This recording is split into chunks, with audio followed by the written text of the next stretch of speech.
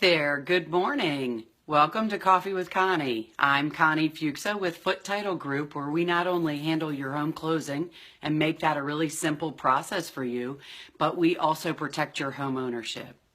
So this morning I wanted to talk to you about something that I talk about a lot in different types of ways, but it just is one of those things that we need to talk about because people just don't make the time to get around and take care of this. And I see it all the time, even with people in my profession that don't take the time to make sure that all these pieces are in the right place. So first, let me say, if you're tuning in, thank you so much for taking your time. I really appreciate you taking the time to listen to the things that we try to share with you to try to make the real estate closing process simpler for you. Hey there, Chris. How are you? And how is that handsome new guy? Hope you and your wife are doing great. Thank you for tuning in. So, and if you are tuning in on the replay, I really appreciate your time as well. I know everybody can't get on at the same time, and I totally understand that, and I just really appreciate you taking the time. If you find the information we talk about valuable, please click the share button at the bottom of the screen, because then you can share it with people that you know that I don't know, because at the end of the day, sharing is caring, and I really appreciate you taking the time to share. So let's talk about this for a minute because I see this happening all the time. And as I said, particularly I've seen it recently with people in our industry, and it really bothers me because people don't understand the ramifications of this. Hey there, Jeff. How are you this morning? So if you purchase a piece of property, and at the time you purchase that piece of property, you are single, you're in a situation where maybe it's not time to add a significant other to that piece of property. Maybe some things with the mortgage require that you can't have someone else on the mortgage at the time you do the closing and you take ownership of that property. What I want to talk to you about this morning is, let's say you bought a property and it's a rental property and you bought it before you were even had a girlfriend or a boyfriend or a significant other, and you were the only person that was on the title or the ownership of that property. And then you met someone, fell in love, decided to get married. Maybe you didn't decide to get married. Maybe you have a significant other, you've been together for 10 years, but you never went back and added that person to the ownership of that property. The reason that this could be a concern is, particularly if you're not married, if something happens to you suddenly, and you know, none of us like to talk about this, but it happens, and it happens, the older I get, the more frequently it seems to happen.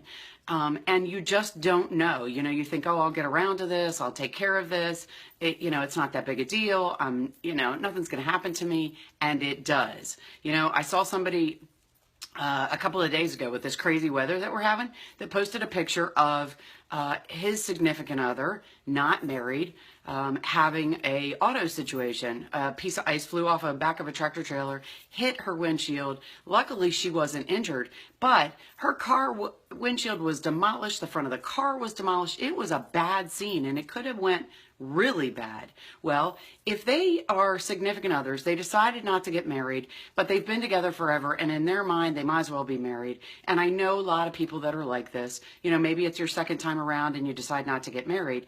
Awesome. Totally good. Your situation works for you. That's absolutely perfect. But if your intention is to make sure that the piece of property that you own, you know, I talked about in the preface that we're trying to talk about a rental. This really applies to any piece of property that you have. But let's say you have, you know, a piece of property that you purchased, you have a significant other, you're not married, you didn't add them to the ownership, and this scenario happens, but you were killed in an auto accident very suddenly. The people that are left to pick up the pieces, and no one can tell what your intentions were, no matter how much they thought they knew, unless it's on paper, in writing. And so what I'm talking about specifically on this is, let's say you had, as I prefaced it, a rental property. Let's say you were married and you didn't, you went and purchased a rental property long before you were married. You got married, you and your spouse bought a piece of property, built a house, beautiful house. You're both on that ownership. So if something happens to you, then that property will automatically go to your spouse. But the rental property that you had, let's say that you had this piece of property, maybe it was a townhouse you lived in, and when you got married, you decided to rent that townhouse out, and now you have another piece of property as I said, you and your spouse built a home, you live in it, you're both on the ownership, something happens to you suddenly, your spouse automatically owns that piece of property as long as you own it as tenants by the entirety and you're married. Now, let's say in that scenario, that townhouse that you kept that you used to live in, but you're renting it out, you never added your spouse to that piece of property. And you never did because you thought, oh, whatever, it's, just my rental property and it's no big deal. She'll get it anyway. He'll get it anyway. Well, he may get it anyway. She may get it anyway.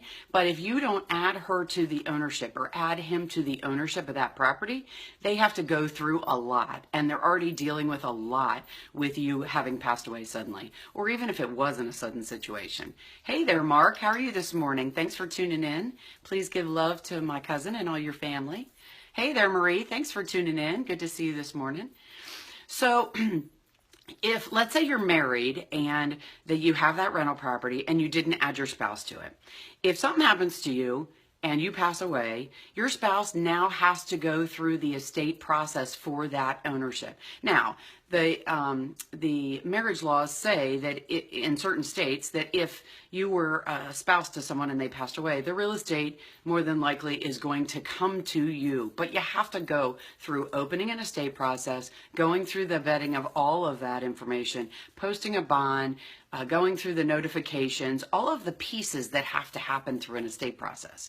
Just because you never got around to adding your spouse to that other piece of property. Now, let's say that you own that piece of property, same scenario, you found that person that you can't live without.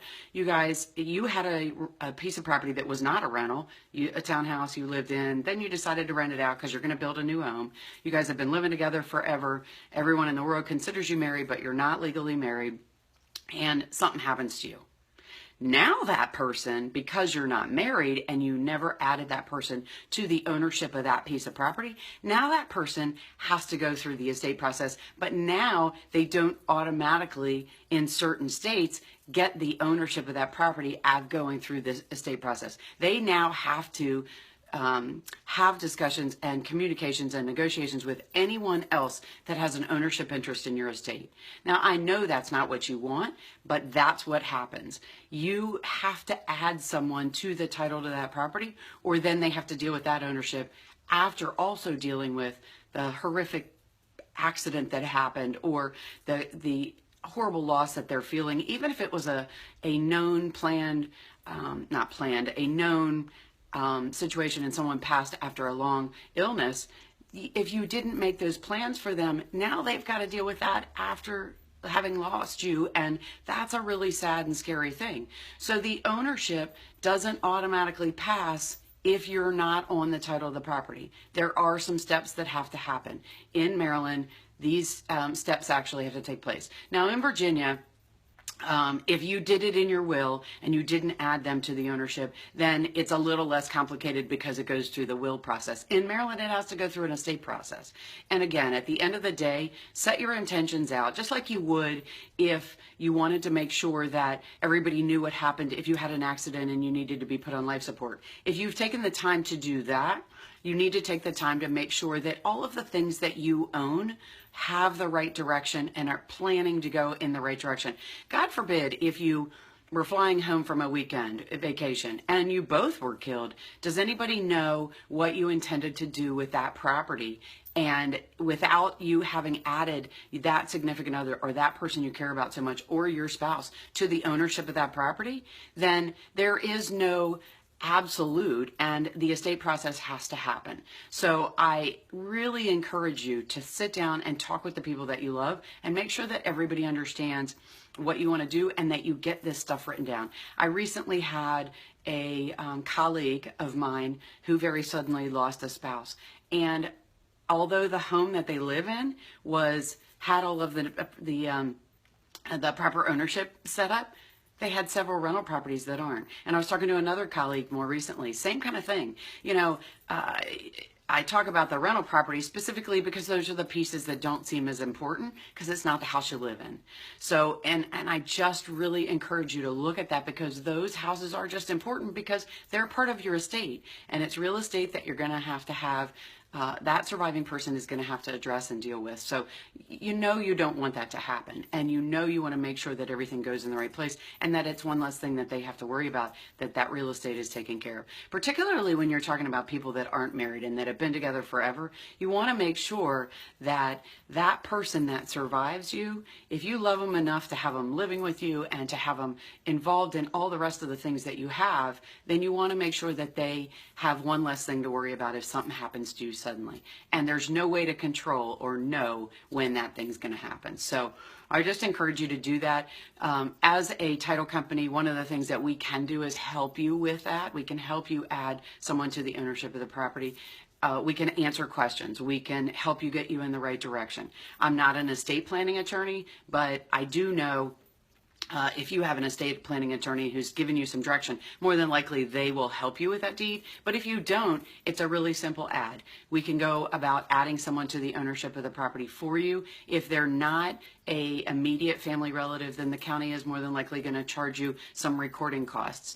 It may be a little bit of an expense, but in the long run, it's a whole lot easier than forcing someone to deal with this after your sudden passing or not sudden passing. So hopefully that helped you a little bit. You know, this is true for any piece of property, not just a rental, but the rental came up to me because I have seen so many people that have had this experience recently, and I just wanted to share some things that we needed to talk about. So, hey, Anita, hope you guys are having an awesome time down there in warm, sunny Key West. Really a little bit jealous. Hey, John, how are you this morning? Thanks for tuning in. I know you guys are getting ready for your meeting, and I appreciate you taking the time. Hey there, Miss Lisa. Good to see you this morning. Thank you guys for tuning in. So hopefully I helped you a little bit with some thoughts. You know, what I always try to do is give you information that maybe doesn't answer a question that you have right now, but maybe somebody you know is experiencing this, or maybe somebody you know doesn't have this experience right now and you want to have a conversation with them so they do. So if you found this information valuable, please share it with the people that you are friends with on Facebook. It helps me a lot. Reach out to people that don't know us and maybe we can get them some information that they need. So hopefully I helped you a little bit. Hey, I wanted to touch base with you. I told you guys at the beginning of the year that my word for the year is execute. And execute means that every month we are providing you with some more content, some good information that can help you answer questions and hopefully get you in the right direction if you have some thoughts or some things going on. So for the month of March, we actually launched a brochure that we have. It's a pamphlet that is called 73 Ways You Could Lose Your Home. And it has 73 different things that could happen that could affect your home ownership after you go to closing. So go to our website, you can download it, look through our social media, the ads are popping up everywhere. Email me or message me if you want a copy of it. We can get you the information so you can download it. We can actually mail you a hard copy. You can download it yourself to review. Ask any questions that you want about that, but it does talk about 73 different ways that potentially someone could challenge your home ownership after you take ownership once you go to closing. So it'll also be on our website on buyers and sellers and realtor lender tabs for downloads under the resources. So the other thing is our welcome home guide. If you know somebody moving into the Southern Maryland or the Northern Neck of Virginia area, those welcome home guides are also on our website, and they are valuable resources that you can download or request a hard copy that we can mail to you that give you contact information for all of the local services that you'd need moving into that community. So hopefully we helped you with a little bit of information today. I love talking to you guys, and I look forward to talking to you every Tuesday and Thursday on Coffee with Connie. So please share the information. Hope you guys have an amazing day. Stay warm out there, and I'll talk to you again soon. I'm Connie Foote with Foote Title Group, where we not only handle your closing and make it simple for you and easy to understand, but we also protect your home ownership. Have a great day, everybody. I'll talk to you soon. Bye-bye.